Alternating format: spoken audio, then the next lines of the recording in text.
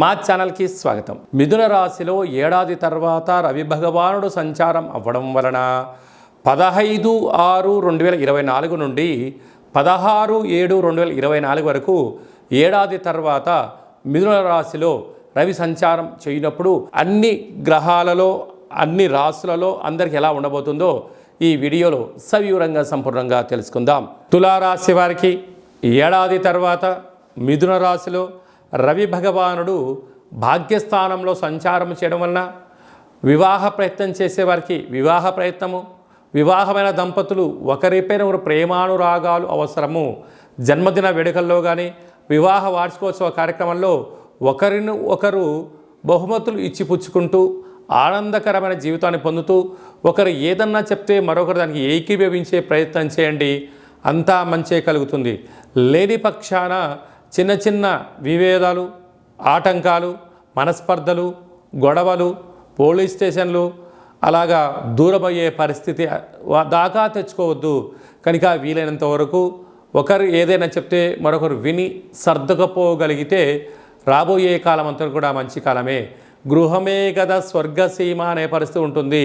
లేకపోతే గృహంలోనే అనేక రకాల ఆటంకాలు, విభేదాలతో ఇబ్బంది పడతారు అని చెప్పి గమనించాలి. మిథున రాశిలో రవి భగవానుడు సంచారం చేయనప్పుడు ఇంకనూ స్వామివారి యొక్క ఆశీస్సులు మనకు అద్భుతమైన విజయాలు ఫలితాలు కలిగించగలగాలి అన్నట్లయితే ప్రతి ఆదివారం పూట ఉదయం 6 నుండి 7 గంటల వరకు రవిహోర జరుగుతూ ఉంటుంది.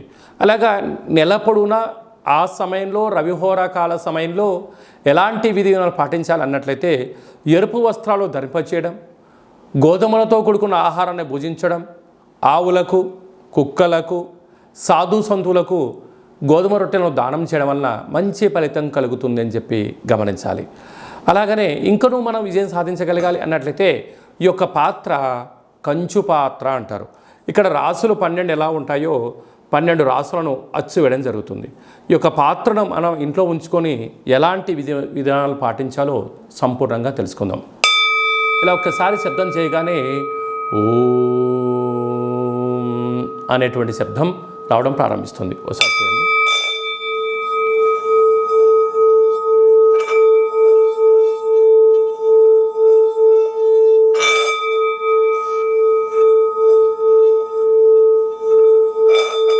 ఈ ఓంకార శబ్దం వలన మనిషి శరీరంలో ఉండబడినటువంటి షట్చక్రాలు వికసింపచేయడం, మనశ్శాంతి కలుగుతుంది. అలాగనే ప్రతిరోజు సూర్య నమస్కారం, సూర్య ఆసనాలు వేయడం వలన ఆయురారోగ్యాలు కలుగుతాయి.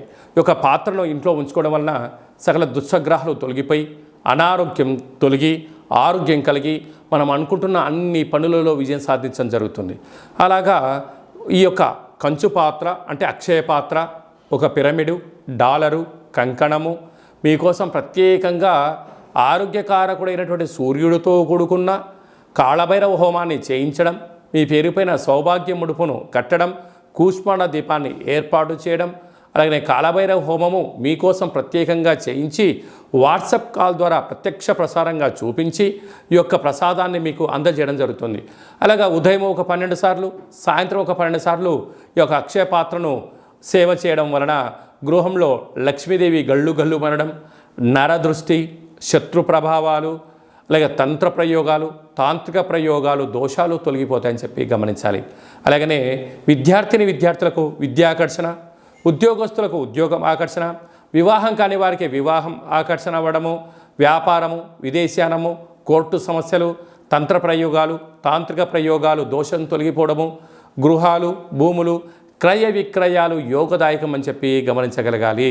మనమందరము కూడా కాళభైరవ స్వామిని స్మరణ చేద్దాం, అక్షయ పాత్ర ఇంట్లో ఉంచుకుందాం, ఐశ్వర్యానికి స్వాగతం పలుకుతాం. అలాగనే మన వ్యక్తిగత జాతకం తెలుసుకోవాలనుకుంటున్నారా?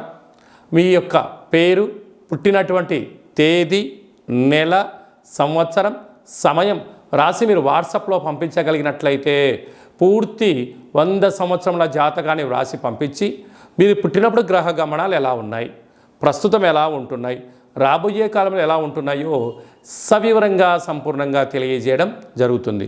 అలాగే చాలామందికి పుట్టినటువంటి కాల సమయంలో డేటా ఆఫ్ బర్త్లు లేనటువంటి కారణం వలన మీ పేరు యొక్క మొదటి అక్షరాన్ని అనుసరిస్తూ రాశిని తెలియచేస్తూ అలాగనే కాళభైరవ ఉపాసన చేత భూత భవిష్యత్ వర్తమానాన్ని తెలియచేస్తూ గవళ ద్వారా జ్యోతిష్యం చెప్పబడడం జరుగుతుంది. మన యొక్క దేవాలయంలో డేటా బర్త్లు లేనటువంటి వారికి, ఉండబడినటువంటి వారికి జ్యోతిష్యం చెప్పించుకున్నటువంటి వారికి మన యొక్క దేవాలయంలో అష్టమి, పూర్ణిమ, బహుళాష్టమి, అమావాస్య సందర్భంగా కాళభైరవ హోమం చేయడం జరుగుతుంది. అప్పుడు మీకు మీ గోత్రనామాల పైన స్వామివారికి అర్చన, కూష్మాండ దీపము, కాళభైరవ హోమం చేయించి మీకు వీడియో కాల్ ప్రత్యక్ష ప్రసారంగా చూపించడం జరుగుతుంది. కనుక మనమందరము కూడా కాళభైరవ స్వామిని స్మరిద్దాం, ధ్యానిద్దాం, కష్టాలకు స్వస్తి పలుకుదాం, సంచిత కర్మ, ప్రారబ్ధ కర్మ, ఆగమిక కర్మలను నివారించుకుందామని చెప్పి గమనించాలి. అలాగనే మీ అబ్బాయి కానీ అమ్మాయి కానీ పుట్టినట్టయితే వారి యొక్క ఆ రోజు, ఆ తిథి, వారము, నక్షత్ర ప్రకారంగా ఎలాంటి జన్మనామం పెట్టుకోవాలో తెలియజేయడం జరుగుతుంది. మీ అబ్బాయికి కానీ అమ్మాయికి కానీ ఎంత ప్రయత్నం చేసినా వివాహం అవ్వడం లేదా, జాతకంలో ఎలాంటి యోగాలు ఉన్నాయి, ఎలాంటి దోషాలున్నాయి, వివాహం ఎప్పుడవుతుందో కూడా సవివరంగా సంపూర్ణంగా తెలియచేయడం జరుగుతుంది. అలాగనే వచ్చినటువంటి వధువు కానీ వరుడు యొక్క వీరిద్దరి యొక్క జాతక కలిపిన తర్వాత పాదాలు, గణాలు, గుణాలు, జీవన విధానము, సంతాన పరిస్థితి, విదేశీయానము, ధనయోగము, భూయోగము, ప్రభుత్వ ఉద్యోగ యోగాలు ఎలా ఉంటున్నాయో కూడా వారిద్దరిని వివాహబద్ధం తదనంతరం ఎలా ఉండబోతుందో కూడా తెలియజేయడం జరుగుతుంది. మీ యొక్క అబ్బాయి కానీ అమ్మాయికి కానీ వివాహమైన తదనంతరము ఇద్దరు తరచుగా భేదాభిప్రాయాలుగా పడుతున్నారా, గొడవలు పడుతున్నారా, చిన్న చిన్న భేదాభిప్రాయాల చేత ఎవరు చెప్పినా వినట్లేదా, అలాగా భార్యాభర్తలు తరచుగా అరుచుకోవడం కానీ, మనస్పర్ధలు రావడం కానీ, ఎవరికి వారే యమునా తీరే అన్నట్టుగా ఎవరి పుట్టింట్లో వాళ్ళు ఉంటున్నారా, ఎందుకు ఈ సమస్య వస్తుంది, వివాహ తదనంతరము కొంతకాలం తర్వాత ఎందుకు అభిప్రాయ భేదాలు వస్తున్నాయి, వీరి యొక్క పేరులో కానీ జాతకంలో కానీ గ్రహ గమనాల్లో కానీ ఎలాంటి ఇబ్బందులు ఉన్నాయో తెలుసుకొని చిన్న చిన్న చేర్పులు మార్పుల ద్వారా ఆ భార్యాభర్తలు ఇద్దరూ పార్వతీ పరమేశ్వరులు ఎలా కలిసి ఉంటారో, లక్ష్మీ సమేత వెంకటేశ్వర స్వామివారు ఎంత అన్యోన్యంగా ఉంటారో, బ్రహ్మ సమేత మహాసరస్వతి అమ్మవారు ఎలా ఉంటారో వీరిద్దరూ అలా ఉండేటువంటి ఆధ్యాత్మిక సలహాలు, సూచనలు ఇవ్వడం జరుగుతుందని చెప్పి గమనించాలి. అలాగనే మీ యొక్క విద్యార్థులు ఎలాంటి చదువు చదువుకోవాలి, ఎలాంటి వృత్తుల్లోకి వెళ్ళాలి, ఎలాంటి వ్యాపారాలు చేయాలి, వీరికి వ్యాపారం అనుకూలంగా ఉంటుందా లేదా, ఎలాంటి ఉద్యోగం చేయాలి అనేటువంటిది కూడా జాతకంలో సవివరంగా సంపూర్ణంగా కూడా తెలియజేయడం జరుగుతుంది. అలాగనే మనము నూతనంగా వాహనాలు కొనుగోలు చేస్తూ ఉంటాం. బైకులు కానీ కార్లు కానీ వేరే పరిస్థితుల ప్రభావంతో మనము మార్చుకోవడం కానీ జరుగుతూ ఉంటుంది. మన యొక్క జాతకరీత్యా ఎలాంటి రంగు, ఎలాంటి నెంబరు కూడా తెలియచేయడం జరుగుతుంటుంది. కనుక మంచి వాహనాలను కొనుగోలు చేసుకుందాం, మంచి లక్కీ నెంబర్లను సంపాదిద్దాం, వాహన యోగాన్ని కలిగి ఉందామని చెప్పి తెలుసుకుందాం.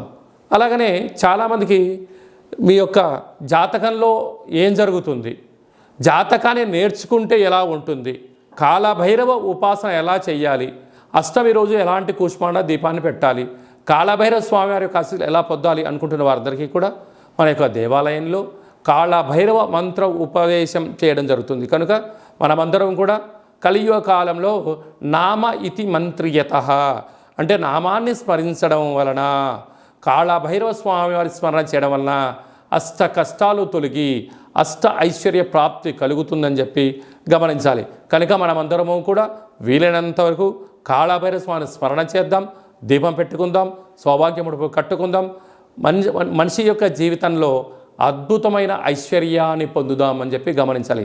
అందరికీ సూర్య భగవానుడి యొక్క ఆశీస్సులు ఉండాలని కోరుకుంటూ ఆశీర్వచనం.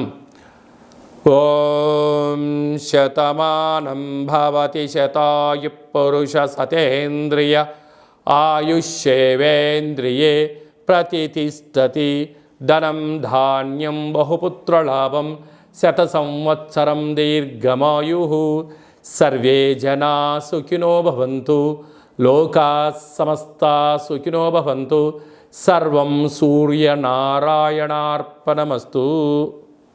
ఈ వీడియో మీకు నచ్చినట్టయితే లైక్ చేయండి, షేర్ చేయండి, మా ఛానల్ని సబ్స్క్రైబ్ చేసుకోండి.